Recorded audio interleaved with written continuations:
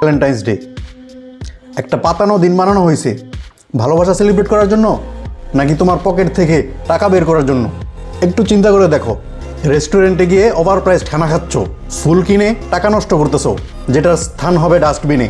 আর তাছাড়া সবচেয়ে ইম্পর্টেন্ট, তুমি হয়তো এমন মানুষের পিছে টাকা নষ্ট করতেছো যে একদিন অন্য কারোর সাথে ভ্যালেন্টাইন্স ডে পালন করবে। তুমি টেম্পোরারি ভ্যালিডেশনের আশায় পার্মানেন্ট কানেকশন বিল্ড করতেছো না। তুমি হয়তো বলবে স্পেশাল দিন, একটু সেলিব্রেট করি। আমি বলি প্রতিদিন স্পেশাল। একজন স্ট্রং মানুষের ভ্যালেন্টাইন্স ডে লাগে না তার ভালোবাসা প্রমাণ করতে, তারা প্রতিদিন সেটা করে নিজের অ্যাকশনস দিয়ে, নিজের কনসিস্টেন্সি দিয়ে।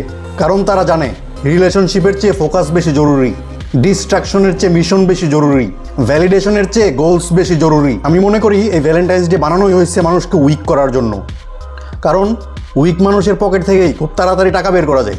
সো তুমি সিঙ্গেল কিংবা কমিটেড যাই হও, stay strong, stay hungry, stay dangerous.